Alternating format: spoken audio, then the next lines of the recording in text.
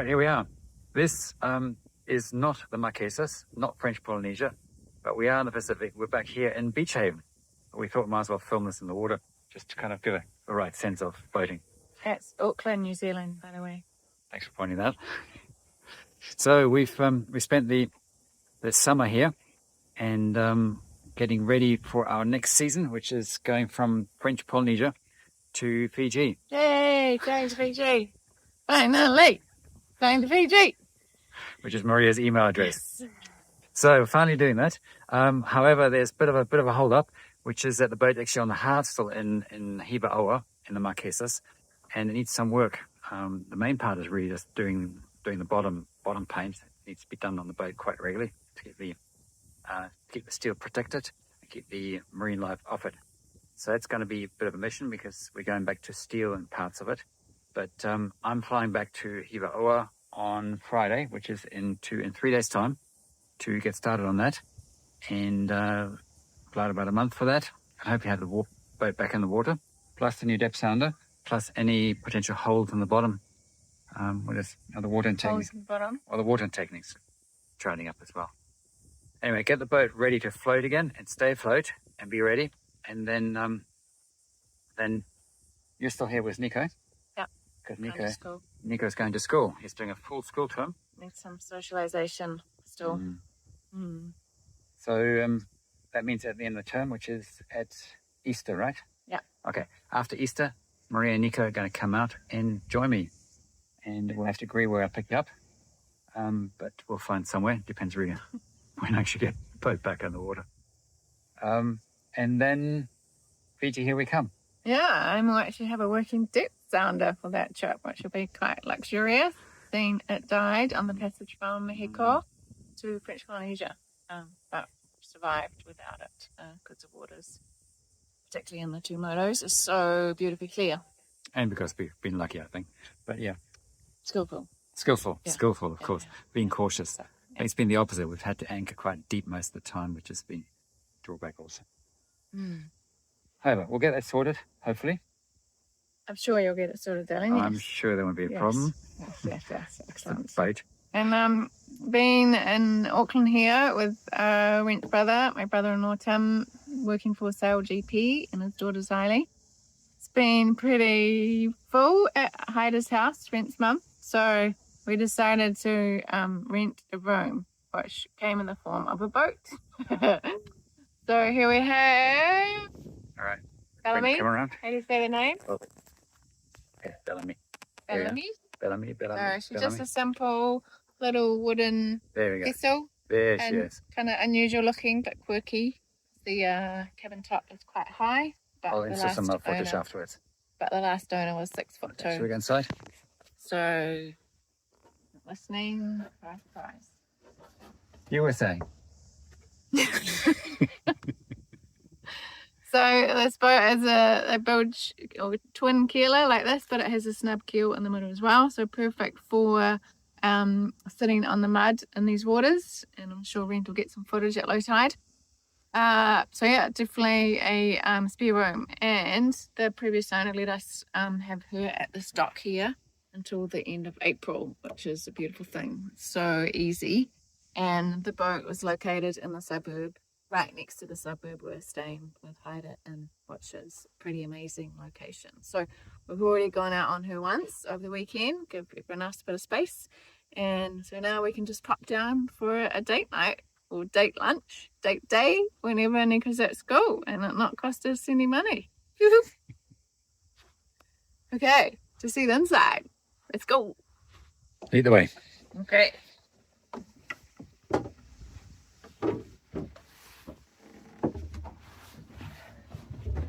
So here's Maria again with a famous to-do list. Blank sheet of paper and fill it with lots of tick boxes. All right. So Bellamy is a lot like New Life, and that there's 3 beds basically.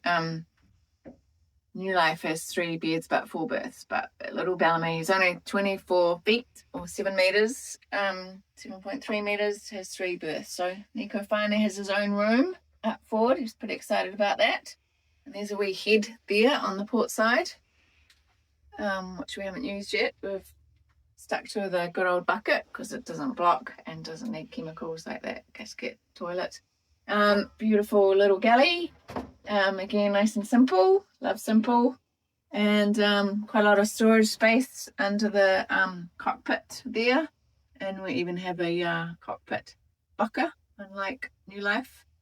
And the best part is that there's no inboard motor, there's an outboard. So if anything goes wrong with the engine, we could just take it off and take it to the shop. Done deal. Also, I was going to say, oh yeah, the electrical system is really good, which is unusual for a boat this size. Usually it just kind of gets added onto. But the story with Bellamy is that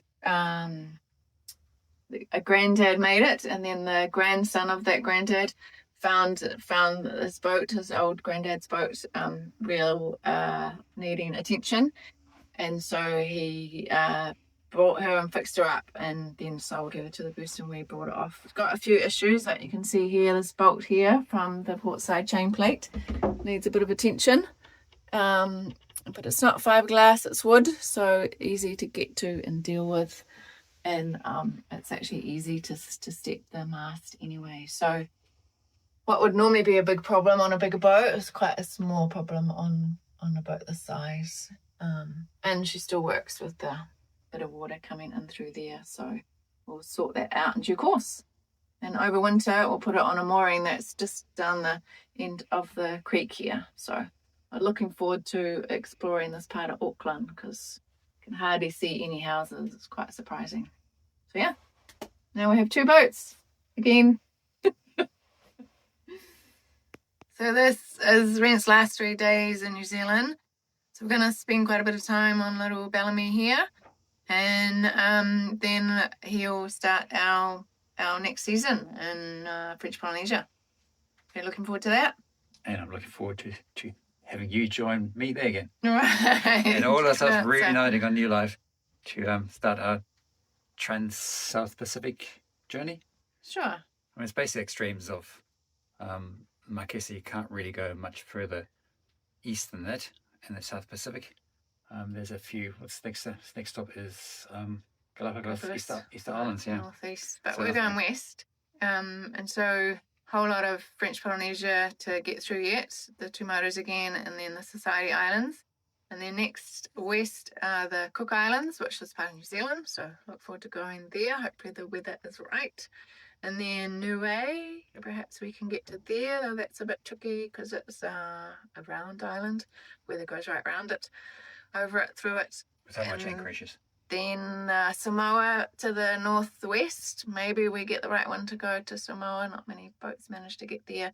And then definitely we'll be going to Tonga and then to Fiji. Which are both huge sets of islands in their own right. Of course, yes. So it's a lot of ground to cover. In fact, the same amount of ground from Mexico to French Polynesia. But we won't be doing that in 35 days. More like 4 or 5 months. Yeah. So come and join us along the way. We'll see you there.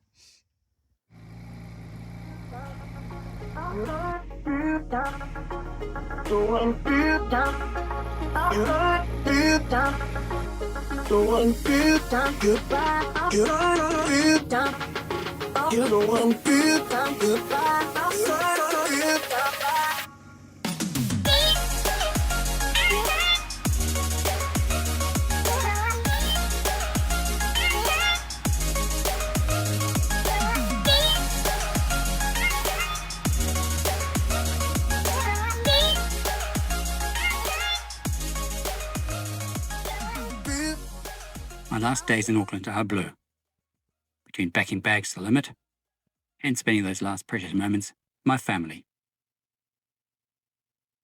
Before leaving, I had one more layer to the story, a Māori-style koro tattoo to wrap around the boat logo. It's a bridge between where I've been and where I'm going, complementing the Marquesan piece from last November.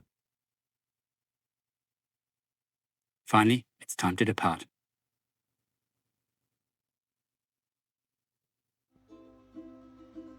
After a day in the heat of Tahiti, the Airbnb is a welcome reset.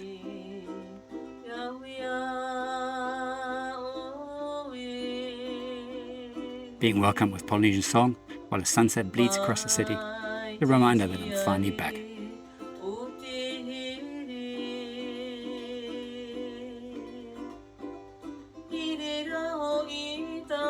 Papiti was a whirlwind of logistics, navigating immigration, sourcing marine paint, and a massive supermarket shop. In the end, I got everything loaded onto the Taporo, the freight boat that serves as a lifeline for the Marquesas. The flight the next day takes 3 hours, a distance that reflects the sheer scale and isolation of these South Pacific islands. Looking at those swells reminds me of our crossing from Mexico. Sunsets, the space, the total distance from civilization. But it also brings back the why. This journey to Fiji is the fulfillment of a promise Maria made to herself. Promise to return to the islands where her mother was born. It's the real engine driving us westwards. Maybe also because Maria and I share this desire to travel to the furthest parts of the planet, independently relying on our own wits. What better way is there than to do that in your own boat? 2/3 of the way.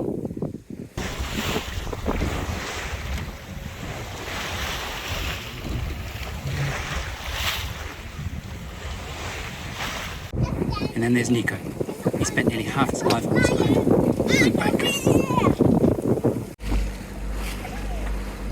For him, the deck is a playground, and dressing up as a pirate isn't a game, it's its reality.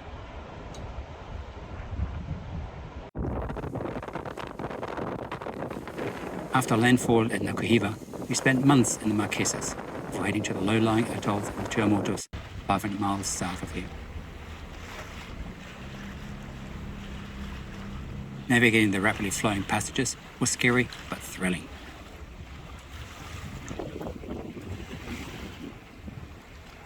But the reward was idyllic South Pacific anchorages.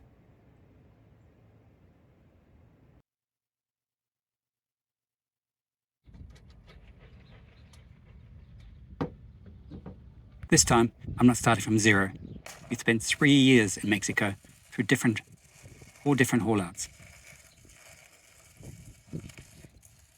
As far as boatyard work goes, we've seen it all.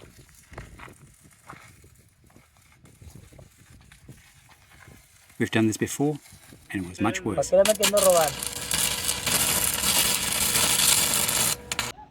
Esa lámina se puede dejar montada aquí.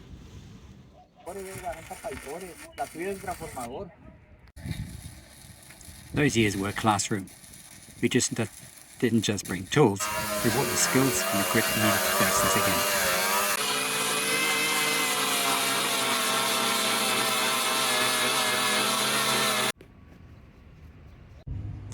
We smashed the boat before and will do it again.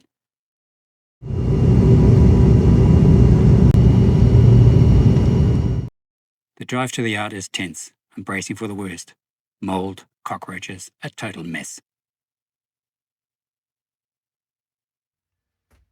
But as I step below, the relief is visceral. Everything is exactly as I left it. The boat is ready.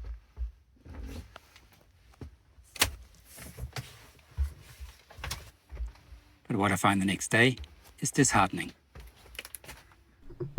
All right, that's the first pass done. Been scraping up the barnacles and dirt off the hull. But a bit disconcerting when I get to, especially down the keel, it's the worst here. It's actually gone, it's all peeling off right back to steel. And back in Mexico, we put on quite a sophisticated system of tar seal and primer and then the anti-fouling, but it's all flaking off. So I'm going to have to take all of this off here really, as much as possible, and it's got to be holding well. So I can take this down and then clean up the steel again to bare metal. And then I'm going to put on 3 different coats of paint to seal the steel, to what's called a tie coat, and then the anti-fouling goes on top of that again. So I'm going to have to see about the rest of the hull, how much of that I can leave on or not. But basically what it comes down to, we need to have something that's going to hold everything on. It doesn't come peeling off down the road. Maybe what I'm doing next year is I've got my tools out, because I need to take all these zincs off here. There's one, and there's one. so I can also get to the hull underneath that. But if I just look at the scaling of these things here, they can't be doing much work. So like that, we have to clean these up. I may have to put them in an acid bath or replace them altogether. Anyway, more to do.